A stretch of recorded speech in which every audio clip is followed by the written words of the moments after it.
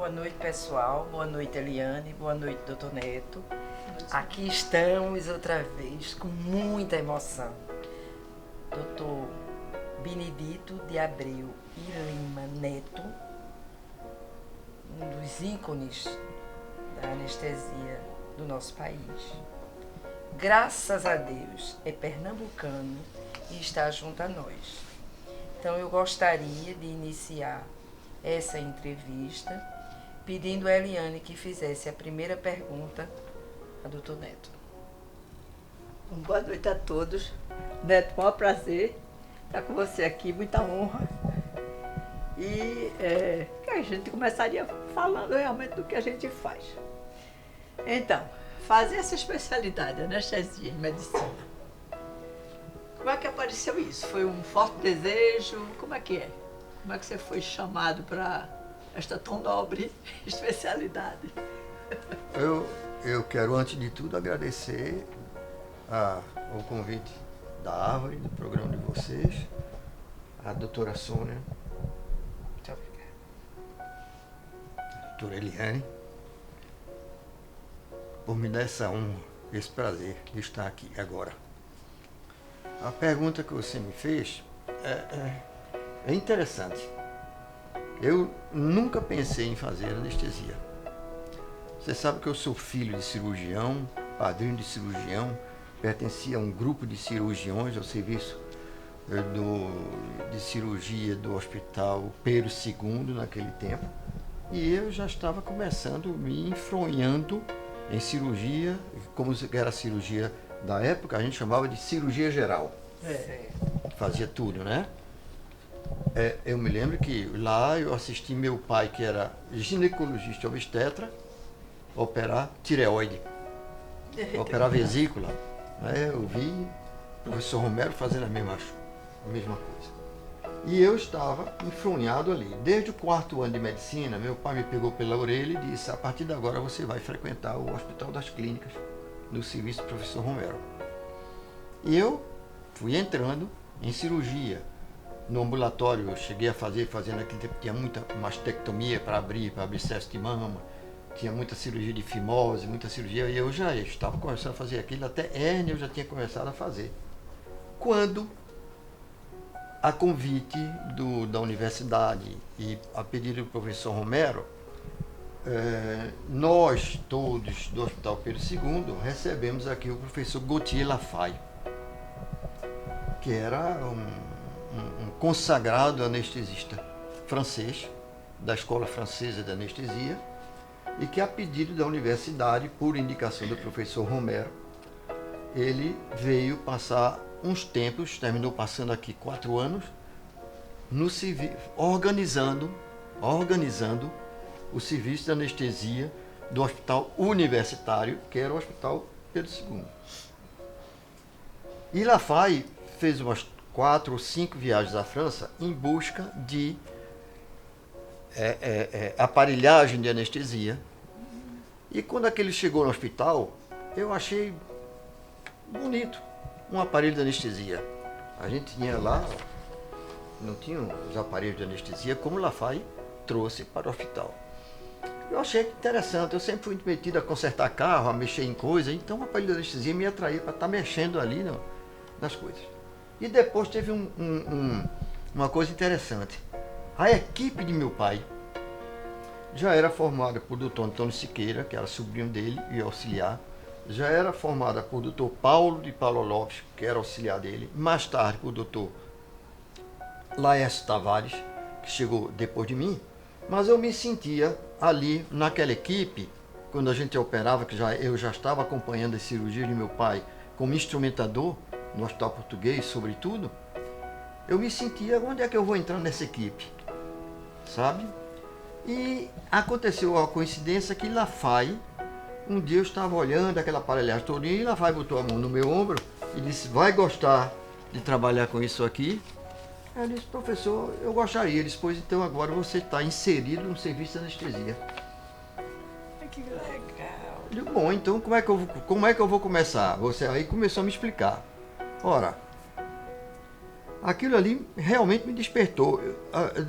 Eu tenho a impressão que aquilo me orientou para aquilo que eu gostava de fazer, embora eu não desgostasse da cirurgia, entende? Mas eu gostava de ver aquilo, não estou dizendo que eu gostava do cheiro do éter não, mas o éter me botava meio participando da anestesia. E aquilo foi me despertando. Quando eu já estava no 6º ano e já estava fazendo pouco de cirurgia e fazendo bastante anestesia, Lafargue me disse: se prepare que eu vou lhe levar para a França. Ora, já tinham vindo da França Nilbe, Hernani, e eu me senti... Conversei com o professor Romero, conversei com o meu pai, e eles disseram: rapaz, você está numa oportunidade que pouca gente tem, aproveite. E foi assim então que, veja que como foi uma coisa precipitada, assim de supetão. Eu me formei no dia 8 de dezembro de 1961. 8 de dezembro. Perto do dia 20 de dezembro, antes do Natal, eu recebi um telegrama de Lafargue dizendo: esteja antes do dia 6 de janeiro em Paris. Foi. Aí, o que é que eu vou fazer? Eu tinha conversado muito com Basto Lima, que trabalhava lá, com Nelson Falcão, que era o meu orientador inicial. Eles disseram: Neto, você tem que ir para os Estados Unidos ou para a França. Você está com tudo para ir para a França, vai embora. E assim eu cheguei na França, no dia 3 ou 4 de janeiro, não passei nenhum aniversário do meu pai aqui, que era do dia 6. E lá, com prazer, quando eu desci em Orly, estava Lafargue dando adeuzinho para mim. Né?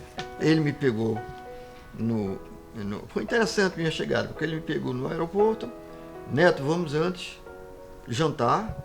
Jantamos na Praça da República.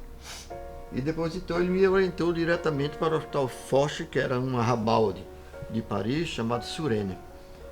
E eu senti, então, eu via escrito assim, no comércio, né? Boulangerie, eu via magasin, via, meu Deus, Estou aqui. estou em Paris, estou aqui. E com o Lafargue foi interessante, toda vez que nós encontrávamos uma loja, uma coisa assim, ele dizia Lafayette. Eu repetia Lafayette, não sei o que, até chegarmos no hospital.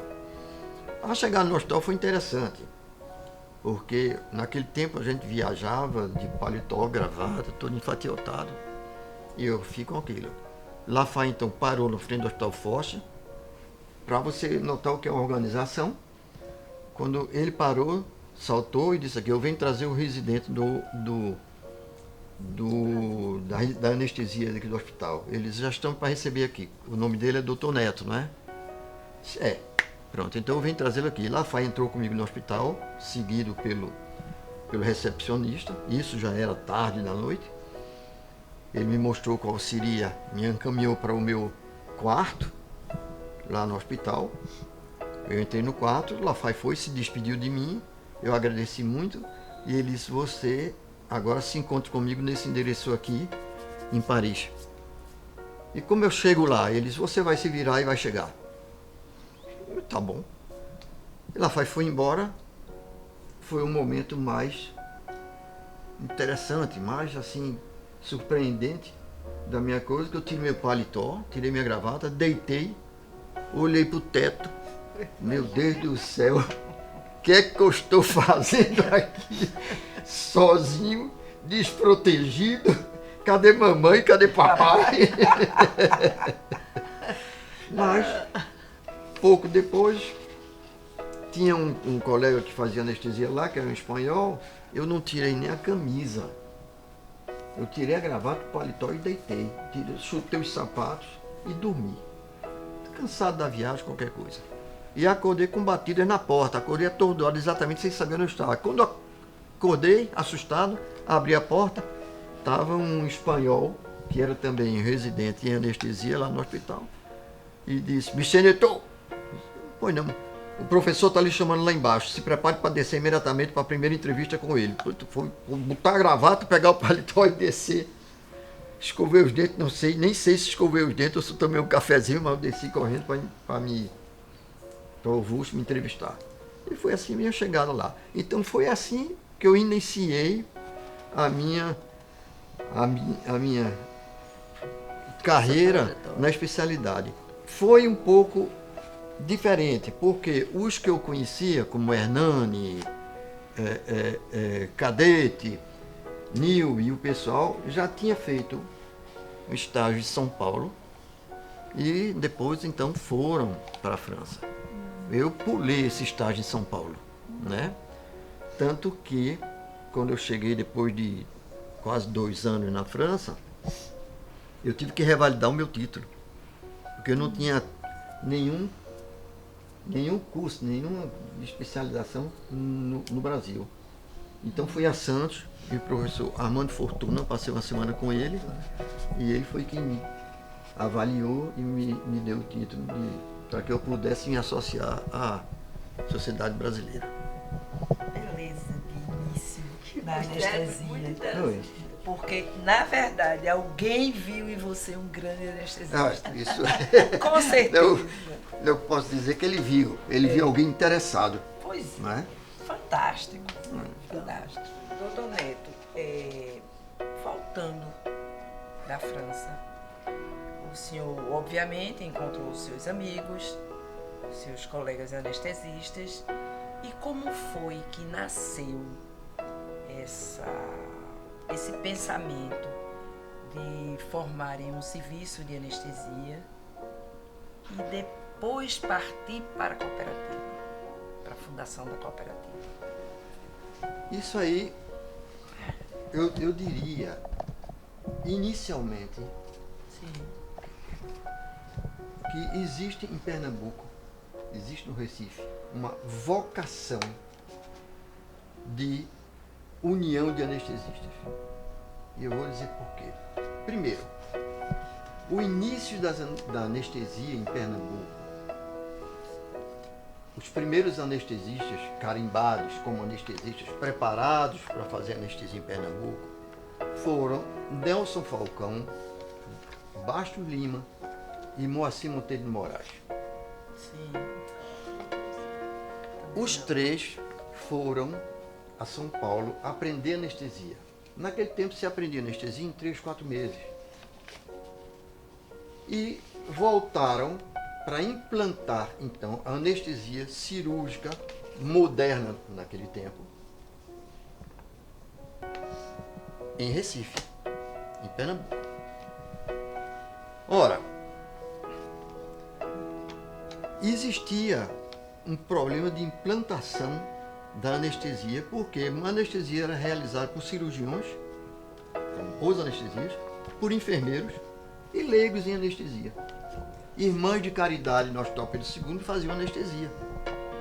Então eles vieram como anestesistas preparados para fazer anestesia, especialidade de anestesia. Como iam fazer então Nelson Falcão de um lado, Basto Lima do outro, Moacir Monteiro de Moraes do outro, se não, nem se conheciam, eram anestesistas soltos. Então tiveram uma ideia, e isso foi muito interessante, marcaram um encontro na Rua Nova, defronte daquela igreja Conceição dos Militares, se não me engano, na Rua Nova. Isso em anos e anos e anos atrás. Tenho a impressão que na década de 40. Na década de 40 do século passado. Certo. E lá se conheceram. Encontraram-se e se conheceram. E disseram, olha, todos os nossos problemas, eu quero fazer um parênteses aqui. Antes de tudo, eu tenho dito sempre, quem une os anestesistas são que os anestesistas sempre tiveram dificuldades profissionais. Sempre. Então o anestesista foi descobrindo que a união faz a força. Pá, fecha o parênteses. Só os anestesistas, porque várias outras especialidades não acreditam nisso, ou não aceitam isso, ou não conceberam isso como os anestesistas conceberam. Fecha o parênteses. Então, Dessa reunião dos três, decidiram, a partir de agora, para a implantação da anestesia, que deveriam trabalhar juntos. Então, por exemplo, Dr. Frederico Cavalheira tinha um serviço no Hospital Infantil.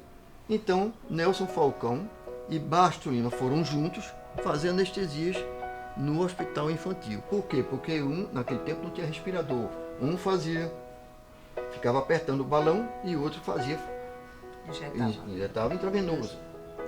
E com o sucesso dessa anestesia, foi se divulgando. Então eles se tornaram praticamente os anestesistas que implantaram anestesia no Recife. Bom, então se você conceber logo, a primeira coisa foi a primeira união de anestesistas. Veio daí o raciocínio. Juntos, nós fazemos mais. Verdade. Foi então que, antes de eu me formar, por exemplo, já tinha o SAR, Serviço de Anestesia do Recife, uma coisa assim, que era formado por 5 ou 6 anestesistas. Incluía Hernani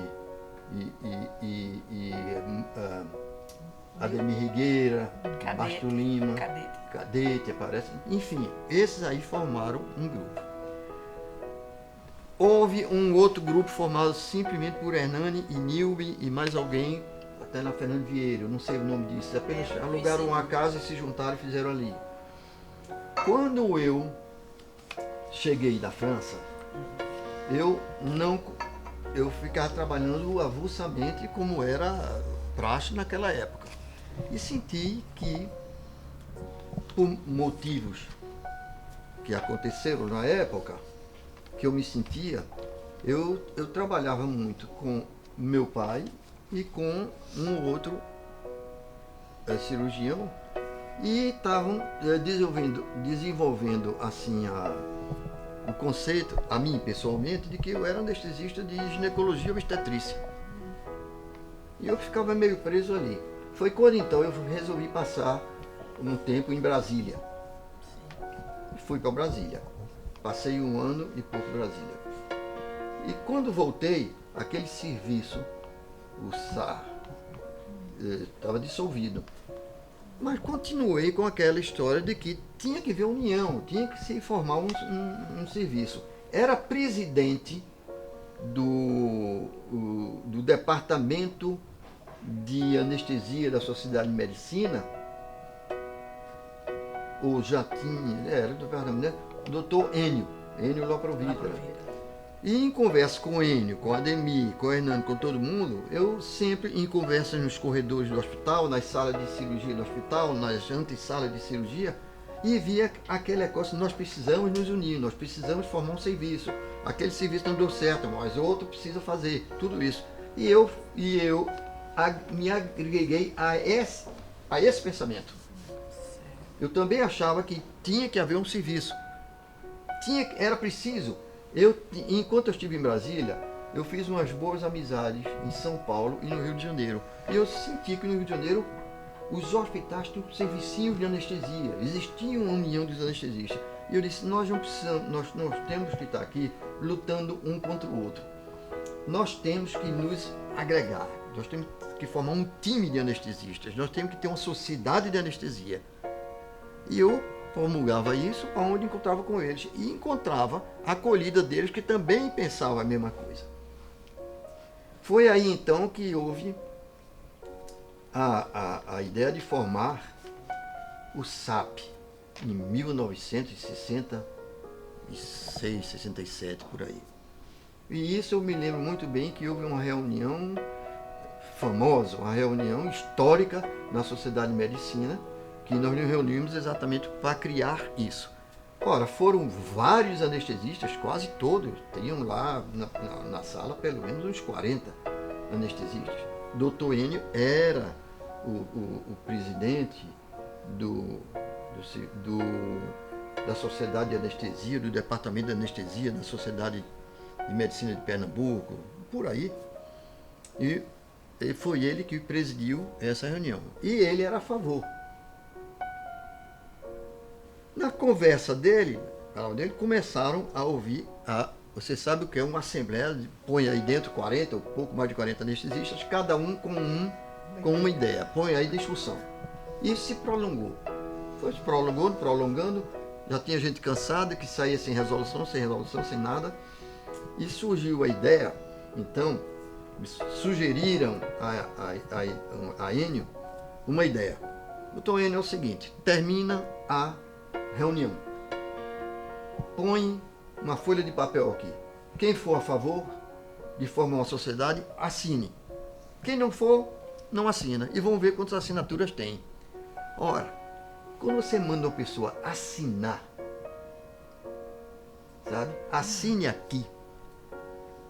Parece que traz uma certa responsabilidade, né? Então, muita gente que estava contra, disse, sabe de uma coisa, esse negócio vai sair e eu vou ficar de fora e não sei o quê. Aí lá veio a assinatura. É verdade. Lá veio a assinatura. É? Muito bem. Desce assinatura, e lá vai a assinatura. A grande maioria assinou. Então, qual é a próxima reunião? Formar a sociedade. E quem quiser venha, quem não quiser não venha. Ora, formamos então o SAP, Serviço de Anestesia de Pernambuco. Ficaram apenas 2 ou 3 anestesistas de fora. Os implicantes mesmo, os que não quisiam assumir. A nossa primeira sede foi na Avenida Portugal e desenvolveu-se ali. Nelson Falcão ficou como diretor de anestesia, ele distribuía com quem devia fazer anestesia, e foi interessante, porque em vez de haver uma concorrência que estava havendo, foi gente que, rapaz, tem uma anestesia, vai você fazer, começou o negócio lá, a amistosidade, foi deixando de haver aquela concorrência, bravia, que havia entre os anestesistas, que foi inclusive uma das coisas que me tinham empurrado para Brasília. E quando eu voltei, eu digo, não, eu não vou ficar naquilo ali não, tem que ter uma sociedade, eu dizia para mim mesmo, e conversava com todos. Então, quando surgiu o SAP, para a maioria, e para mim pessoalmente, foi uma vitória dos anestesistas. Bela vitória. Foi uma bela vitória. Bela vitória. Foi quando todos se uniram em torno de um único objetivo. E é isso que até hoje faz a nossa força. É todos juntos fazendo um objetivo. Aí eu cheguei, continuo, eu cheguei a presidente do SAP. Esse acontecimento, quem participou, o que é que você tem para contar para a gente de interessante, como tudo que você já tem contado aqui agora? Bom, como era de prever, o SAP foi a semente e essa semente floresceu. Então os anestesistas se uniram e o número de anestesistas foi crescendo. Nós tínhamos alugado uma sede pequenininha e aquilo começou a não caber mais tanto anestesista. Além do mais, fortificada essa união, descobrimos que seria bom ter uma sede. No SAP tinha um centro de ensino e treinamento de Nelson Falcão, que funcionava no SAP, não cabia ali tanta gente. E aquilo aí era pequeno para nós. Pensamos, tinha um terreno enorme junto daquela coisa, que era colado com o Hospital Português, e que ia até o Rio Capibaribe. E pensou-se adquirir aquele terreno para ali fazer uma sede. Seria ótimo, embora tivesse um defeito grave, que é aquilo que chamam de Avenida Portugal. É uma ruazinha de 5 ou 6 metros de largura, que já dá naquela outra, se eu não me engano, chama-se Pacífico dos Santos. Tinha o São Marcos, tinha ali a maternidade De Tomé, tinha uma casa da estudante de Pernambuco, né? E tinha tudo aquilo ali. Era um local difícil, de acesso difícil e tudo isso. Então, o que é que se faz? Procura nomear, então, no SAP, uma comissão para discutir a mudança ou a criação de uma sede própria do SAP. Eu tenho a impressão que quem participou muito disso aí, eu não participei disso, não posso dizer muita coisa, mas eu tenho a impressão que Antônio Monteiro e encabeçado por Paulo Bittencourt começaram a discutir esse assunto. Parece que Paulo Bittencourt era amigo do proprietário de uma boa casa na Rua do Benfica. E entrando em conversações, o amigo de Paulo, eu não me lembro, parece que ele tinha um nome, qualquer coisa, Bandeira, não tenho certeza, negociou com Paulo a compra daquela casa na Rua Benfica, que existe até hoje. Bom, então começaram as discussões em torno de aquisição dessa casa. Era um preço alto para a gente, mas todo mundo ficou animado com aquilo ali, com aquela possibilidade. Entrou então um problema: como comprar a casa, como pagar a casa. Bom, existem anestesistas que se dividir aquilo pelo número de anestesistas. Naquela época, o SAP iniciou mais ou menos com 52, 53 anestesistas. Eu acredito que naquela época tinham talvez entre 60 e 70 anestesistas dentro do SAP já. Não posso dar esse número corretamente. Mas existiam exatamente quem estava começando a vida, quem já tinha a vida estabelecida, e os médios. Então, vamos dividir isso por todos. Todos vão ter que dar uma quantia. Mesmo, não sei se aquilo foi dividido em 2 ou 3 prestações, mas era um negócio meio súbito, meio puxado, meio difícil, meio pesado. E eu me lembro que teve anestesista que, com fé no que estava fazendo, teve que empenhar casa, vender carro e vender o segundo apartamento e buscar onde contribuir para a compra daquilo ali. Foi difícil. Eu, pessoalmente, tive que fazer um pequeno empenho da minha casa, eu pessoalmente, no Bandep, tinha um velho Bandep aqui, tinha um Bandep que nós costumávamos usar na Avenida Caxangá, e eu empenhei durante algum tempo minha casa, retirei logo minha casa de lá e comecei a pagar umas prestações ao Bandep. Ou então eu comecei com as prestações, com o empréstimo, e dei minha casa como garantia. Uma coisa desse tipo assim, eu mesmo e outros como eu tivemos que manejar financeiramente a história para adquirir aquela casa. Só a União fez isso. Só a União fez isso.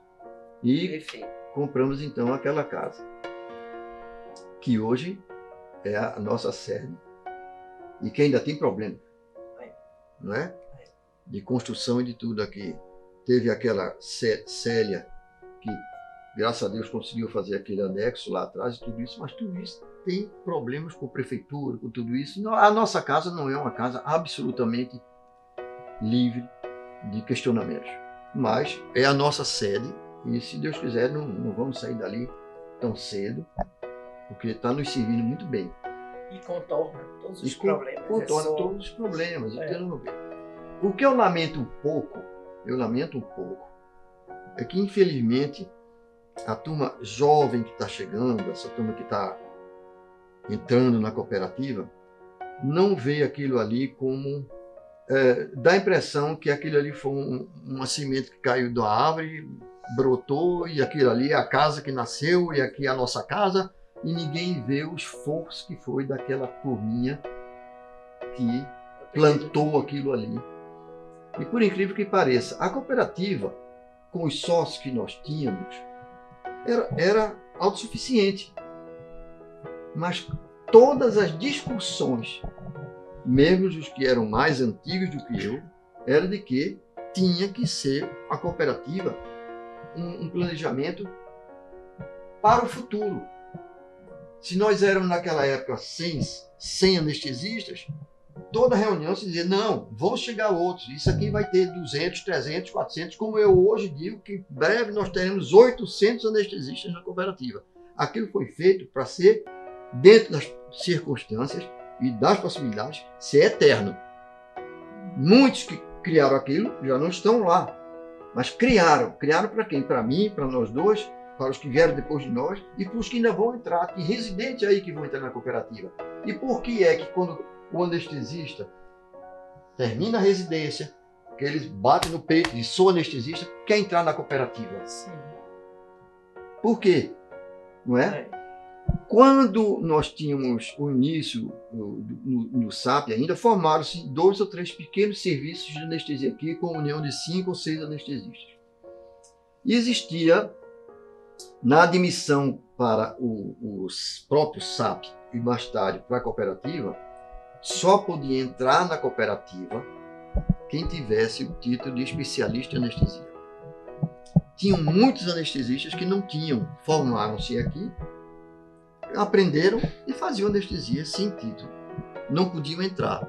E eu me lembro que a cooperativa deu uma jogada de 1, 2 ou 3 ou 4 anos no sentido de ressalvar aquilo, desde que aqueles que entrassem sem o título, durante, ainda pertencendo à cooperativa, fizessem o centro de ensino e treinamento.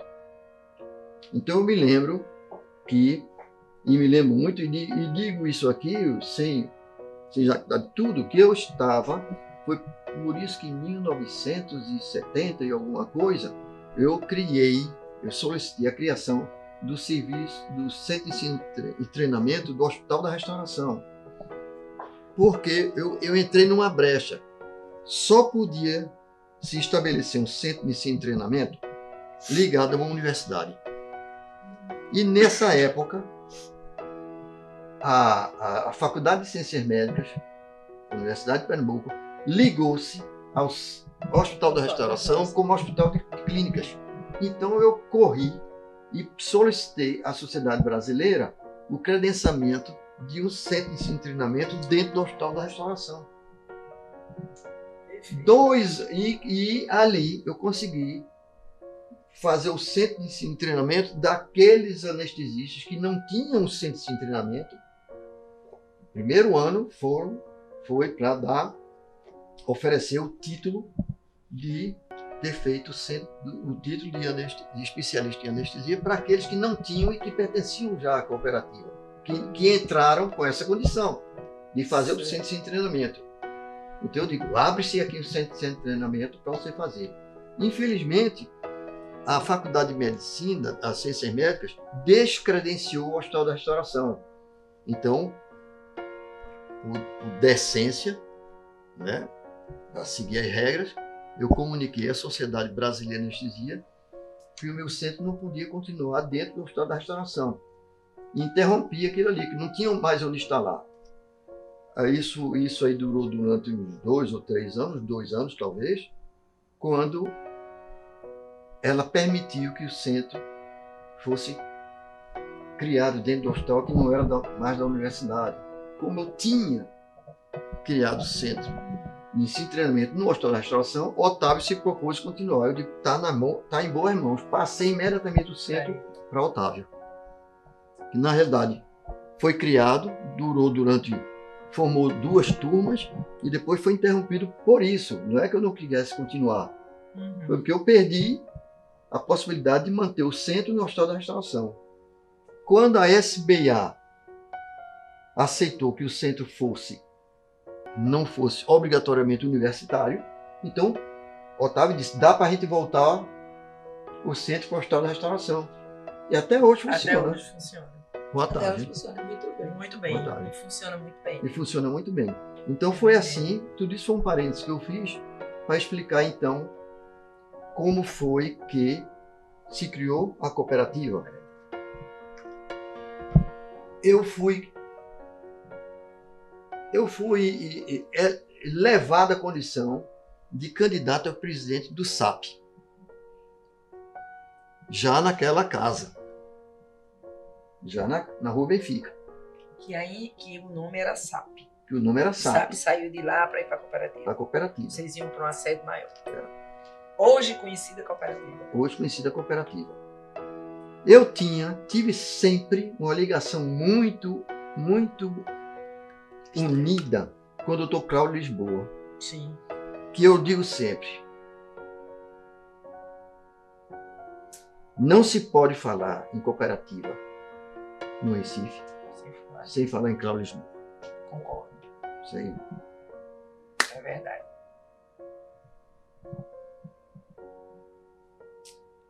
Eu conheci Cláudio Lisboa aos 5 anos de idade no Instituto Brasil. Grandes amigos. Pronto. Basta dizer isso. O seu tempo de presidente da cooperativa e até antecedendo um pouquinho, como é que nasceu essa cooperativa, de tudo isso que você já trouxe? As ideias e como é que foi esse brotar da cooperativa, Neto? Bom, a cooperativa nasceu do SAP. Então, a um momento qualquer, eu fui eleito presidente do SAP. A minha mão direita e esquerda lá dentro era o Dr. Cláudio Lisboa. Então, Cláudio Lisboa tinha trabalhado numa firma muitos anos e ele entendia de contabilidade, de papelada, disso, aquilo, outro. E sentou lá comigo e começamos então a administrar o SAP dentro daquilo que a gente tinha recebido, dando continuidade, e fomos ajustando. E fomos descobrindo algumas coisas. Legalizar o SAP estava meio desconectado com as exigências de prefeitura, disso, daquilo outro. Então, fomos organizando. E tinha um problema de discussão dos convênios. Então era coisa muito interessante. Vamos dar um exemplo qualquer. Eu e Cláudio saímos para discutir sobre convênios e sempre era assim, vem na sede do convênio. Ninguém ia lá. E isso é uma coisa que nós tivemos que mudar depois. A cooperativa tem que ser procurada e não a cooperativa hoje tem que ser procurada. E nós não temos que ir em busca de convênios. Os convênios que venham a nós. Isso era a minha coisa. O SAP era a mesma coisa. Eu queria trazer o pessoal no SAP, a discutir no SAP. Mas para isso eu tinha que ter uma unanimidade e sobretudo, um objetivo único. Bom, mas nós íamos discutir nos convênios. E era a coisa mais interessante. Eu me lembro o último que nós fomos, eu e Cláudio, sentamos naquele prédio ali que era o INSS, para uma reunião. Sentaram conosco 4 ou 5 advogados. E eu e Cláudio. Então, nós precisamos isso. Ah, não pode porque o artigo 147 da lei número 18 de 1918 e não sei o que, lá vai, não pode. E não pode, isso não pode. Nós estamos presos a isso, não pode, não podemos. E tudo que nós questionávamos, nós éramos rebatidos pelos advogados por leis, regimentos e ordens e tudo. Aí eu digo, Cláudio, a gente não consegue discutir com esses caras, porque eu não entendo de Constituição, eu não entendo de lei, eu não entendo do que esses camaradas descobrem e jogam para cima da gente coisa. Então surgiu a ideia, vamos contratar um advogado para a gente. E foi uma ideia que eu reputo magnífica, porque coincidiu que nós contratamos e conversamos com um advogado, um sujeito extraordinário, que era Zé Carlos Dourado de Azevedo. Fomos apresentados a ele. Quando sentamos ele para conversar, ele disse, olha, eu não entendo do SAP, de tudo isso, etc e tal, mas eu vou estudar e vamos ver como é que a gente contorna isso. E esse camarada foi a base de toda a nossa evolução para a cooperativismo. E eu e Cláudio tivemos uma surpresa, uma notícia. Ele nos chamou para uma reunião. Nós entramos na sala dele, disse, olha, primeira notícia que eu vou dar a vocês, o SAP está falido. Eita, Eu tenho a mão na cabeça. meu Deus. De quê, rapaz? O que é que tá vendo, Zé Carlos? Como é que o SAP está falido? Qualquer firma que perde de 30% a 40% da sua produção está falida. O SAP está perdendo isso. Meu Deus. Como? Ele disse aqui. Não tinha computação naquela época, não tinha informática, não existia computador. Então ele diz assim, olha, os convênios usavam no sistema, que eu vou prolongar 1 minuto, mas para vocês entenderem como era. Nós mandávamos uma fatura qualquer, eu não quero citar convênio nenhum, mandávamos uma fatura do mês, vamos falar do mês inicial. O mês de janeiro, nós mandávamos uma fatura para o convênio. O convênio dizia, vamos falar em valores. A sua fatura esse mês foi de 500 cruzeiros, 500 mil reais. 500 mil reais, para ficar entendível. Então, nós vamos passar isso aqui e vem do Rio a autorização para pagar. Aí vem do Rio a seguinte autorização. Dos 500 mil reais, nós vamos pagar apenas 350. E os outros ficam para pagar em fim de fevereiro. E mandar os 350 para a gente. Mas rapaz, não pode ser, não pode ser. Não, é a ordem, veio isso, recebe os 350. Então, a fatura de fevereiro ia com os novos 500 reais da produção, mais 350. A de março, a de abril, a de junho, a de julho, lá vai acumulando. Em dezembro, tinha acumulado, vamos dizer, em vez dos 350, 150 que ficava todo mês, tinha acumulado 1.500.000, vamos dizer, em termos de hoje. Então o convênio dizia, olha, esse 1.500.000 caiu em exercício findo. Pelo amor de Deus. Meu Deus. Exercício findo. Vamos recomeçar em janeiro. E olha essa história. Agora você conta isso, um convênio, o segundo, o terceiro, o quarto, o quinto. Quer dizer, o nosso rombo nas faturas era enorme. Ele fez essas contas e disse, vocês estão falidos. Ninguém paga. E nós não tínhamos como cobrar. Aí eu digo, por quê? Porque o tipo de sociedade que vocês têm, por mais que se legalize, é uma sociedade comercial que dá nisso. Foi aí que disse, o que é que a gente vai fazer para mudar esse tipo de sociedade que a gente tem? Que isso já vinha da criação do SAP, que foi criado de uma maneira comercial, eu não sei como foi lá. Uhum. Mas ele diz, os estatutos do SAP permitem isso. Vocês não têm poder de barganha, poder de forçar. Então, aí saímos de lá com aquela coisa na cabeça, procura saber. Aí ele fez tive uma ideia interessante. Você e Cláudio se juntem e façam um regimento ou um estatuto do que seria para vocês a sociedade ideal. Eu digo, Cláudio, o que é que a gente vai fazer? Não, vamos pegar a nossa e vamos consertando os defeitos e o que deve ser feito. E entregamos a ele. Ele pegou aquilo e disse, olha, eu vou fazer uma coisa, eu vou levar isso para Brasília, porque ele ia uma vez por mês a Brasília, e vou entregar, eu tenho impressão que ao Ministério da Economia, e eu tenho impressão até que foi Delfim Neto, na época, que examinou, eu tenho impressão, Sim. porque veio com coisas um pouco ligadas a Delfim Neto. Na próxima vez que ele voltou, ele disse, eu tenho uma notícia difícil para dar a vocês. Okay? Ele disse, daquele estatutos que vocês fizeram, junto com os estatutos que eu levei para lá, junto do sistema de funcionamento, eles classificaram vocês como uma cooperativa. Eita! Zé, aqui nós temos cooperativa das lavadeiras de Casa Amarela, cooperativa dos funcionários do Banco do Brasil, cooperativa dos motoristas de táxi. Como é que eu vou dizer aos cooperados, aos nossos sócios, associados, que isso vai virar cooperativa. Não sei como vai fazer.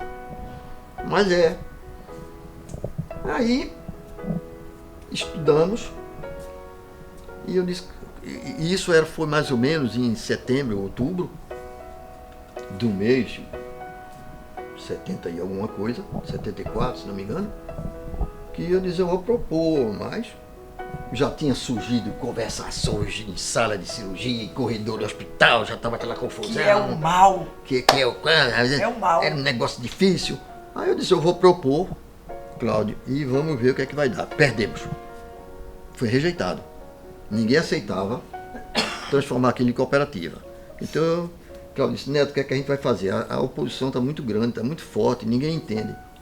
E, Cláudio, a gente tem que estudar um pouco mais esse cooperativismo e vamos eleger você presidente na próxima reunião, na próxima eleição, que eu já estava terminando a minha, e lá para fevereiro, março você propõe. Enquanto isso, vamos estudar cooperativismo.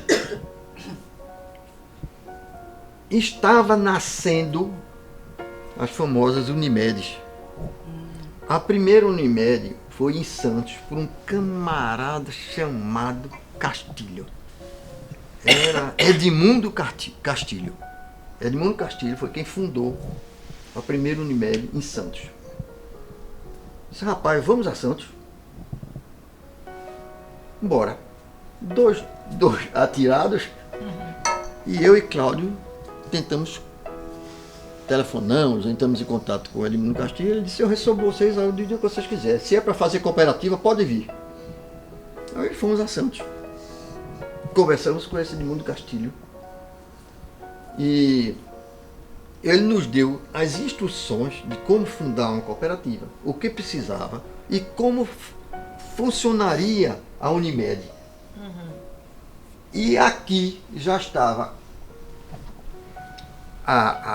implantada a semente da Unimed. E ele disse, vocês vão ter um problema. Se é uma sociedade médica, em toda cidade só pode ter uma cooperativa. Se a Unimed for criada, vocês não vão poder criar a sua. Meu Deus. Voltamos desesperados para cá. Aconteceu até um fato que Cláudio disse, já mostrou que vai ser um desastre. Eu, Edmundo e Cláudio fomos almoçar numa churrascaria lá em Santos. Durante o nosso almoço, imagine você, deu uma ventaninha em Santos que levantou o telhado da... Meu Deus! Levantou o telhado e nós ficamos a céu aberto. Aí Cláudio disse, isso, Neto, isso não é bom presságio, aconteceu uma desgraça dessa aqui. A gente perdeu a cooperativa, aí perdeu foi tudo. Vamos voltar. E o Edmundo deu todo apoio. Quando nós dissemos, vamos fundar, ele disse, eu ponho 2 funcionários meus à disposição de vocês. Então, os funcionários vieram aqui, nos mostraram, e nós começamos a trabalhar. Mas o que mais influenciou, o motivo, o argumento mais forte foi o seguinte, está aqui a nossa perda. Inclusive, quando eu deixei de ser presidente, deixaram assim, Neto deixou um rombo no serviço de anestesia. O rombo foi aquele que eu estava revelando, que nós estávamos perdendo todo mês, e no fim do ano tinha realmente um rombo que caía exercício findo. E não era eu que estava roubando, não era ninguém que estava roubando, ninguém estava explorando ninguém. Mas era o funcionamento do SAP que dava um bom daquele. Aquele argumento foi fatal. Quando o Cláudio disse, vamos acabar com isso, acaba, nós vamos ganhar mais dinheiro, vamos. Então tá certo, é cooperativa. Era um mote. Entendeu? Era o que ia ser. Então, foi criada, Paulo veio para aqui, o outro chamava-se Sérgio, se não me engano, Sérgio voltou para lá, mas Cláudio ficou aqui. Paulo, e foi quem Deus se lembra de Paulo Moura. E Paulo Moura foi quem organizou a cooperativa. Então ele veio de lá para cá. Veio. E foi graças a ele que antes numa jogada lá que ele deu, como o pessoal era malincônico, Sim. Stefano malincônico, que estava fumando, e ele conseguiu que Stefano liberasse a formação de outra cooperativa. Essa reunião foi realizada numa série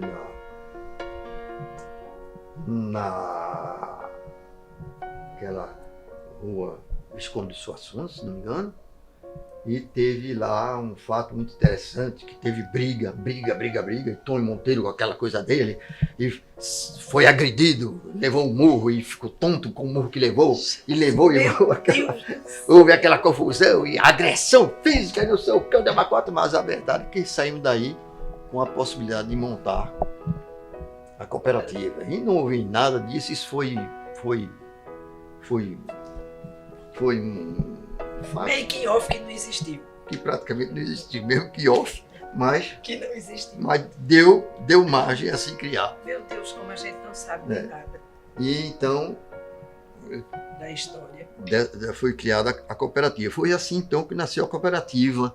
E foi assim, foi aí que houve muita oposição. Teve um problema sério. É que ainda existe hoje, e foi por isso que foi estabelecido uma espécie de uma joia, uma coisa assim, que quem entrasse na cooperativa tinha que pagar. Por quê? Porque o cooperado que entrar hoje terá os mesmos direitos que nós. A cooperativa pertence a ele, como pertence a nós. Não é uma firma que você entra e pertence a... Você vai ser funcionário da firma. Na cooperativa, não. Entrou, é médico anestesista igual a mim, a você e a qualquer outro. Daí o pagamento da joia. Daí que tem que pagar uma joia para compensar o que estão recebendo de mãos dadas. E nivelar, né? E nivelar. Então Muito assim interessante. que surgiu a cooperativa. Muito interessante. Muito bem.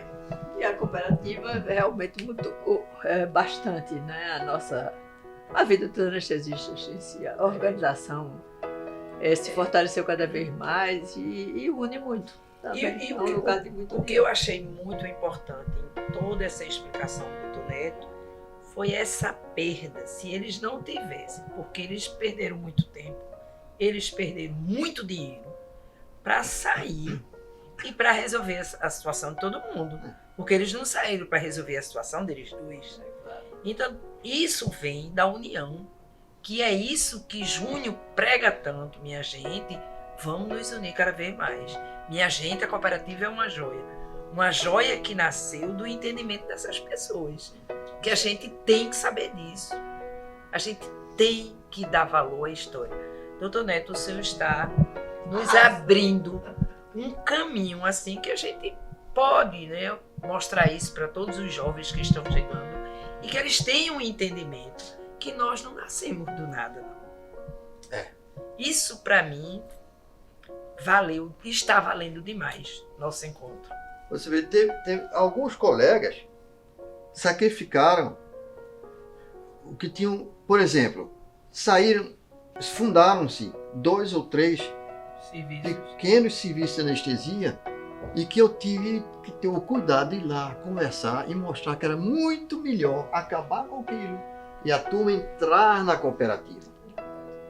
Vai lá buscar. Vou lá, exatamente, aí foi buscar o pessoal que estava de fora, vamos entrar. E isso foi nos fortificando. Então hoje não se pensa, rapaz, vamos juntar 3 ou 4 e vamos usar. Quando a cooperativa foi fundada, uns 4 ou 5 anestesistas saíram da cooperativa. Tentaram até se juntar para fazer alguma coisa por fora. Não podiam fazer nada. Na cooperativa você entra e sai A hora que quer. Depois, pouco a pouco, foram voltando. Foi. Entregar a ficha, fazer a ficha, entregar a ficha, ser cobrado, depois receber o dinheiro no banco. Entendeu? Sem tanta glosa, aqueles convênios que deixavam para exercício findo, cadê? Acabou o exercício findo. Reverencio demais a todos vocês. É mesmo. Doutor Neto, eu sei que você gosta de muita coisa nessa vida. Mas eu sei, em coisas, pessoas, mas eu sei que você gosta muito de relógio, de caneta e de carro. É verdade? Conte alguma coisa interessante de uma caneta, um relógio e um carro. Bom, veja bem, carro. Sim. Eu fui criado praticamente na oficina. O meu avô, o velho Benedito de Abreu Lima, gostava de mecânica e de carro e de mexer com tudo isso, assim como toda a minha família, os meus tios, o meu pai, sempre gostamos de carro. O carro que o primeiro carro que eu desfrutei na minha vida foi um carrinho que meu pai tinha. Era um Opel pequenininho. Ai, coisa linda. Ele não tinha nem mala. Atrás dele tinha uma gradezinha que abria, botava uma malinha e fechava aquela gradezinha. E aí você viajava com aquela mala do lado de fora, porque dentro não tinha espaço, não tinha mala no carro. E esse carro me marcou muito, foi o primeiro que eu vi, eu era pequenininho e eu gostava desse carrinho. E meu pai sempre teve carro bons, gostava de dirigir. E isso eu herdei. Ele herdou do meu avô. E ele desenvolveu muito mais. E eu herdei tudo isso dele e passei isso para meu filho. Meu filho é louco para automóvel. E tudo quanto é publicação sobre automóvel, eu leio, eu gosto, eu leio. Eu conheço carro que quando eu digo a marca, ninguém, não, isso nunca houve, não, nunca teve esse carro, não. Teve em 1904, em 1910, antes da Primeira Guerra. E eu falo muito de carro. Relógio eu tenho porque eu gosto de relógio. Na minha sala tem 3 relógios. Eu olho para um lado, vejo a hora, olho para o outro, vejo a hora. E Roberta reclama um pouco disso, porque eu tento. Agora mesmo eu estou com um relógio sem saber onde botar, mas eu vou botar lá em casa. É um antigo que eu comprei, que tem aquele pêndulozinho que bate, que antigamente tocava aquela música que toca na Torre de Londres, aquele relógio, o Big Ben. Big Ben. E esse relógio tocava, ele deixou de tocar. E eu estou implicando com ele porque ele parou de tocar. Mas como ele é antigo, entende? O outro item que você disse que eu gostava muito. Caneta.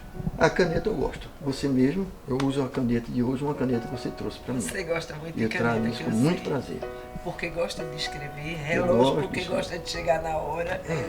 É. Carro E porque carro ele porque leva ele me onde traz. você quer. É. E as outras coisas impróprias que falar. Impróprio? As outras coisas que eu queria perguntar. Você Mas pode. eu não vou perguntar. Pode perguntar. Não. Coisas impróprias? É melhor a gente não falar. Para mim, coisas impróprias seria sobre minha vida sexual. Opa! Essa é imprópria. Mas se você estender um pouquinho para a mulher, você sabe que hoje... Pronto. Bom, Fale um pouco. olha, nisso aí eu herdei um pouco também.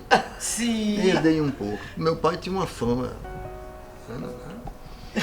Mas vamos falar sinceramente, Sim. eu gosto de mulher. Lógico.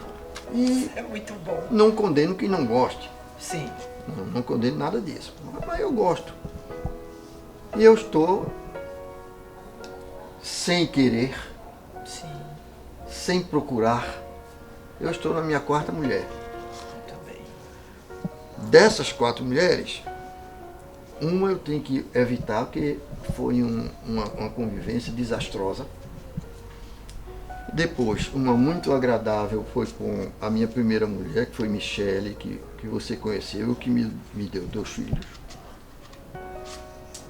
E que não se adaptou muito bem no Recife. Eu sei que, não digo que ela se arrependeu, mas que quando ela veio para o Recife, uma mulher que foi educada na Suíça, trabalhou na França, era francesa, e veio nos idos de 1963 para o Recife, não é possível que ela tivesse estrutura para suportar o Recife naquela época. Para quem saiu de Paris para o Recife, eu acho que explico completamente que ela tenha se tornado uma mulher difícil. E a última mulher, que é a Roberta, que você conhece, com que eu nunca na minha vida pensei nem em namorar, Mas como advogada, ela me ajudou muito na minha vida. E foi uma mulher que disse, chegou junto de mim e disse, você não tem condições de viver sozinho, você já está com 60 e tantos anos. Eu tinha passado maus momentos sozinhos. Eu tive naquele tempo, fui operado de diverticulite, que eu tinha crises horríveis sozinho. E ela disse, você tem que arranjar uma mulher. E eu fui muito sincero. A única mulher que hoje, nessa minha idade, eu tenho confiança, porque conheço desde menina, é você. Então, nesse momento, eu estou lhe fazendo uma proposta. Quer casar comigo? Ai, que graça. Ai, coisa linda, tá vendo? E foi assim. Tá vendo? É surpresa. Eu já dele. conheci ela desde criança, participei da vida dela toda, fiz os partos dela, fiz as cirurgias dela, conheci ela por dentro e por fora. Por fora, olha que coisa boa. Então eu digo, é a mulher que eu quero, é você. Quer topar? E ela Ela nem pensou. nem pensou, ou se pensou, raciocinou Foi rápido. e foi rápido. Ela já estava separada há algum tempo, tinha 4 filhos, eu tinha 2, vamos juntar os meninos e vamos ficar com 6 filhos e vamos viver a nossa vida. Estou casado com ela desde 2000, desde o ano 2009, Não vai errar, 2007. não, viu? Senão ela vai lhe pegar. Não, 2007 e casamos em 2009, se não me engano. 10 anos. Mais de 10 anos e foi a mulher que me trouxe muita felicidade. Concordo. Sempre disse isso a você. Concordo. E aí, todos os dois felizes. Por um ter a companhia do outro. Tá vendo? Essa pergunta descontraiu, não foi? Descontraiu. Tá vendo? Totalmente. E a Totalmente. gente, infelizmente, a gente é assim, obrigada. A dizer que estou com razão, que eu tenho toda a razão. Não, tem. A encerrar, né? Enfim, esse encontro tão gostoso, tão realmente assim, tão útil pra gente, né? Tão histórico mesmo. É muito importante pra gente. Eu Obrigada. acho que pra todo o pessoal. Acho que vai Obrigada, ser muito. doutora. Foi maravilhoso, doutor Neto. Só temos a lhe agradecer. Eu que agradeço, eu já disse desde o início. E eu quero. a oportunidade de poder falar. Dê sua mão. Essa daqui também, porque eu tenho muito amor, muito carinho. É. Ele é um carinhoso. Querido. Foi maravilhoso. Então, gente, Maravilhoso.